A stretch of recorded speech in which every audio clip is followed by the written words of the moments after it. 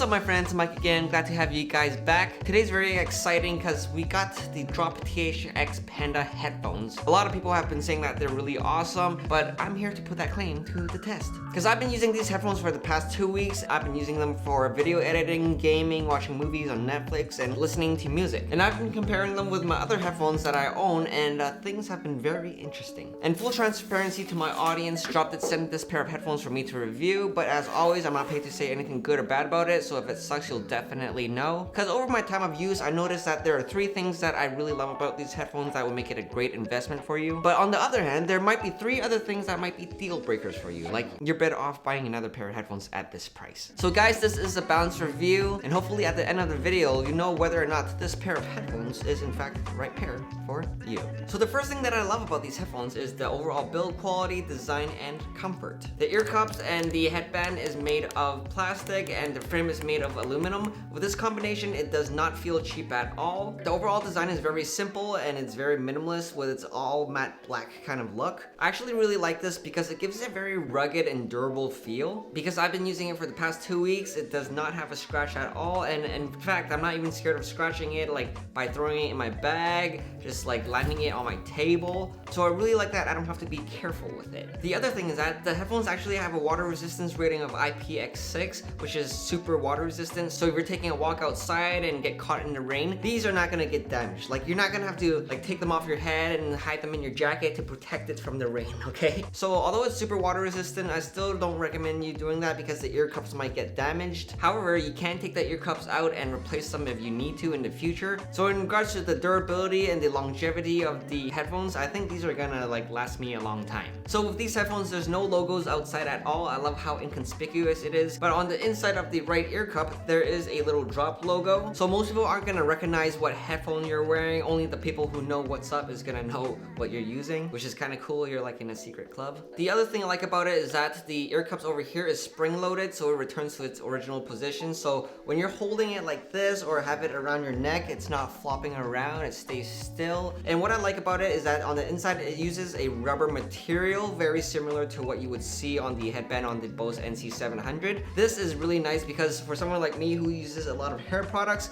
it's really easy to clean. I just use a wet wipe to wipe it, and bam, it's clean for me to use right away. But anyways, when you do put these on your head, I gotta say that these headphones are quite heavy, and because of that, it does rely a lot on the clamp force to keep the headphones on your head. It doesn't really use the headband. As you can see, it's like quite loose on top. So in the beginning, I did feel a lot of tension on my jawline over here. However, I did 2 things to make it a lot more comfortable. The first is that I stretched it out like this for a while to like loosen up the clamp force and really break it in. The second thing I did was to adjust the ear cups outwards like this so that there's a more even distribution around my face and there's no single point of pressure. And after those 2 things, it felt a lot more comfortable. Like, I can wear these headphones for like 3 to 6 hours at a time with no problem at all. And the other thing here is that the ear pads does get warm, but not to a point where it's like a sticky, wet ear where I have to take them off to air it out kind of feel. It's just warm. So with that being said, when I take walks when I'm outside, these are like the perfect earmuffs because it's quite cold and the headphones really keep my ears warm. However, when summer does roll around, it might be a different situation. So I'll have to update you guys in the pinned comments below. And moving along, the headphones are actually very simple to use because it only has 1 button. So it uses a rubberized joystick on the right ear cup that's really easy to figure out. I actually love the design because I've never made a mistake while using it. There's no accidental press when I'm adjusting or putting on my headphones.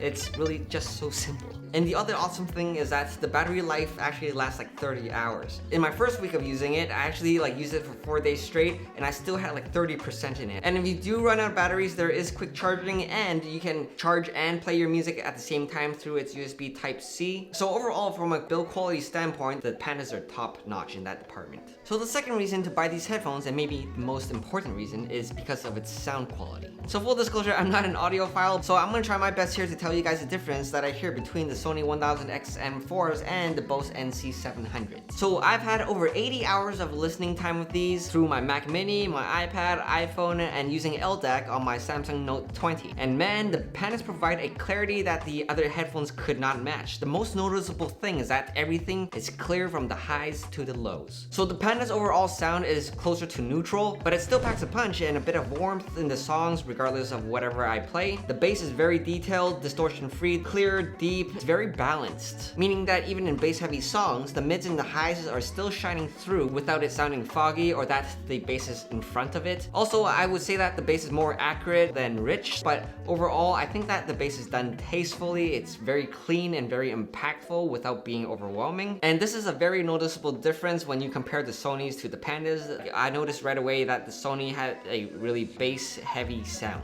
which kind of makes it a bit muddy. The mid-range is really where the Panda excels. If you like the sounds of acoustic guitars, vocals, wooden instruments that really emphasize the mids, the Panda makes them sound clear and distinct. And if you listen to rock, man, this is where I found the most difference. I listened to a lot of Linkin Park and the electric guitars sound so much better on the Pandas versus the Bose and Sony. There's just so much more bite and attack, and Chester's voice, whether he's screaming or singing melodically in the choruses of the songs, there's just so much more texture in his voice. And I'm not sure if I'm describing that correctly, but I really think it brings out the emotion more. And moving to the treble, it is detailed, but it's not bright. This is where I think my Bose seems to have the upper hand. The Bose NC700 just has a more lively high end that makes you want to tap your foot more, especially if you're listening to more percussive or acoustic music. But what I liked about the Pandas is that with the higher frequencies, it seems to kind of roll off nicely, so it makes it sound smooth. Like when you hear the last strum of a violin, it kind of just like fades away to silence versus like, and it drops off. And something neat that I noticed was how sounds were like able to move from left to right very smoothly. It's not just like popping up here and then popping up here. When you close your eyes, it's like moving like this.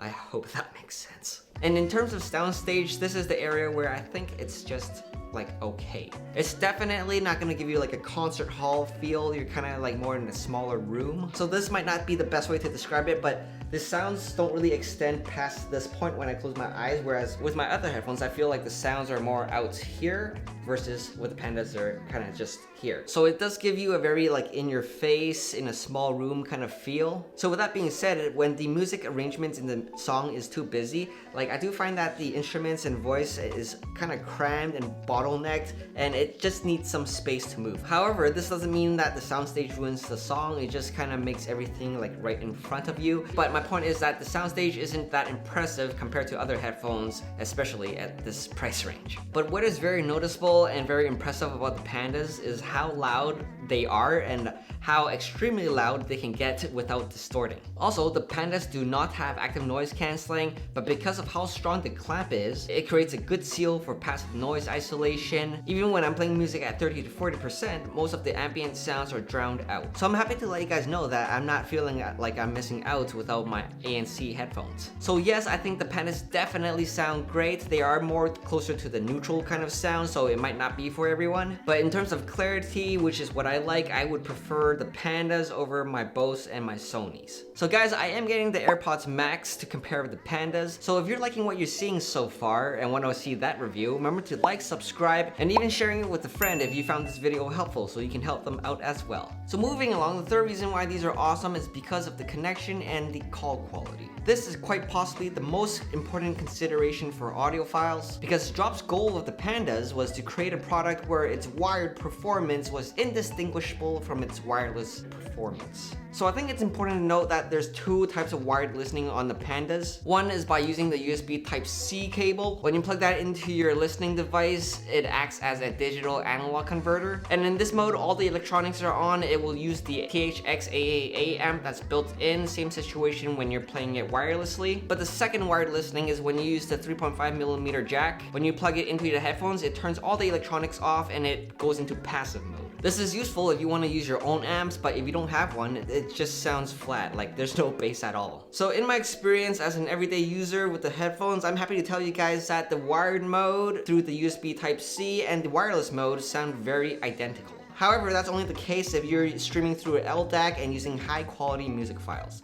So the other cool thing is that it has multi-point connections. It can connect to 2 devices simultaneously, and it remembers up to 8 devices. So this is super useful when I'm at the desk. It's connected to my Mac Mini and my phone. I don't have to like redo the connections every time I want to switch device. I do have to note that you have to fully stop what you're playing on your current device to start streaming on your new one. So in regards to latency, dropouts, and stuff, I do have to tell you guys, there was a problem. Because when I was first testing it out, my headphones would auto pause my music, or it would do this like buzz sound and then completely turn off for no reason. Like, that was really weird. That has never happened in my whole time of testing headphones. So I contacted Drop again, and it turns out that I had a faulty pair of headphones. So they did have to send me a replacement pair. This is pair number 2, and it has been working flawlessly. So when I'm playing League of Legends, video editing, watching movies, no problems at all. But anyways, I just want to tell you guys that, so if you're having that problem, definitely contact Drop and see if you have the same issue. They do have a 30-day return, no questions asked. It's great. So definitely take advantage of that, because that's not supposed to happen. And now, I know a lot of you are working from home and call quality is super important. So with Pandas, you can use them for calls using the built-in mic. However, there is an add-on that you can purchase. This is the boom mic. You can plug this in through the 3.5mm port. However, you do have to use it through a wire. You have to plug this into your computer for it to work. And I gotta say, the call quality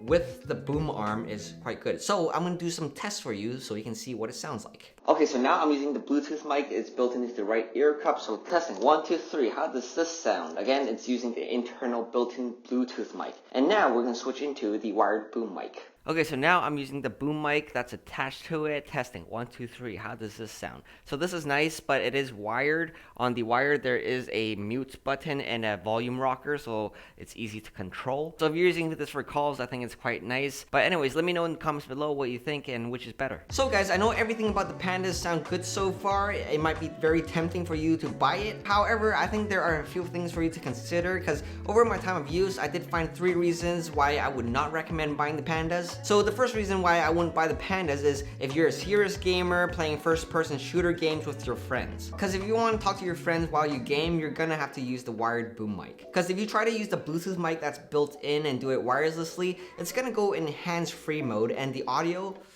it doesn't sound good.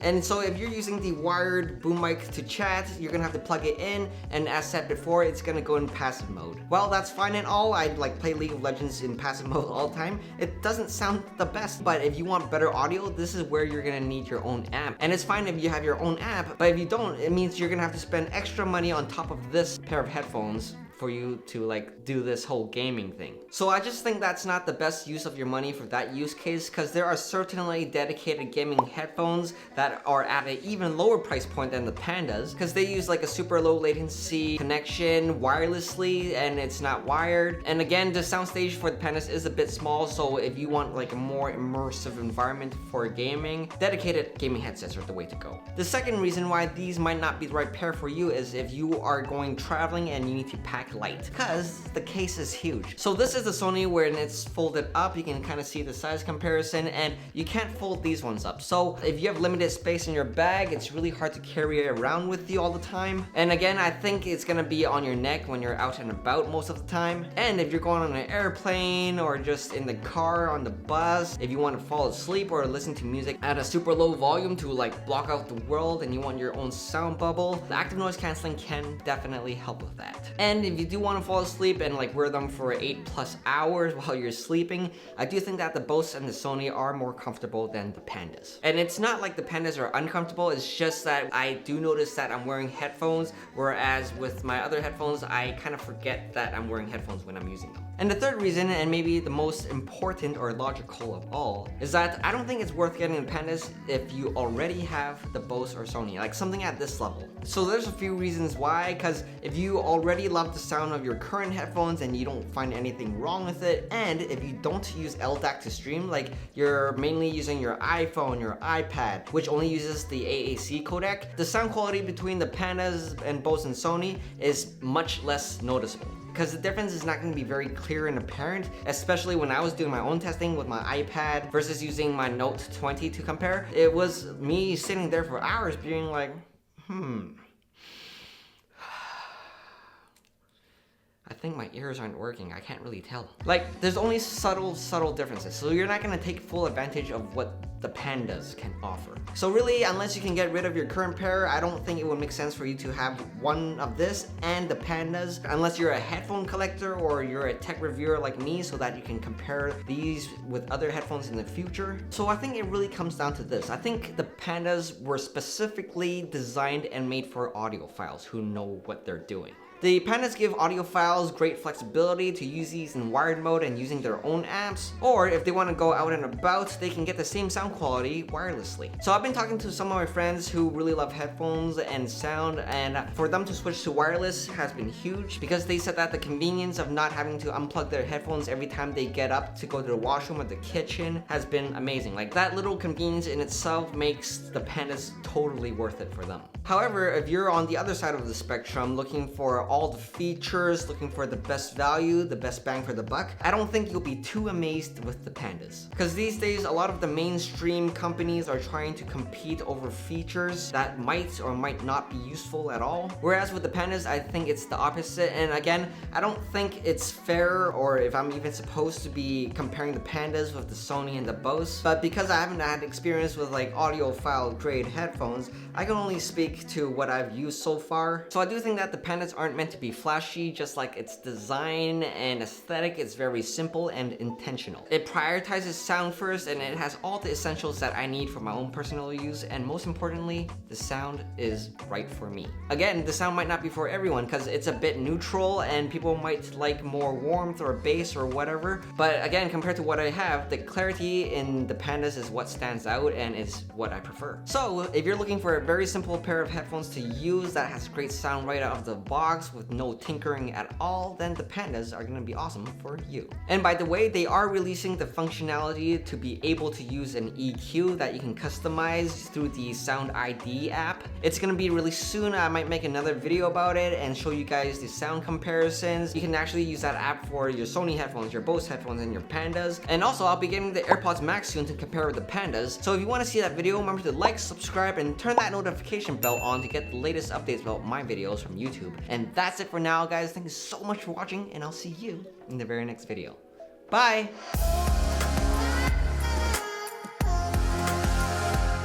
So here's a little bonus. So why are these called Pandas? So the funny backstory here is that they did not want a like really generic serial number type name like the Sony 1000XM4's Drop 001X. So what they did instead was name it after one of their popular selling mechanical keyboard switches called Holy Panda. Yeah, that's why this pair of headphones doesn't look like Pandas. So yeah guys, if you saw this last segment, comment Pandas in the comments below so that I know that you've seen this, and I'll send you a panda emoji or something like that back.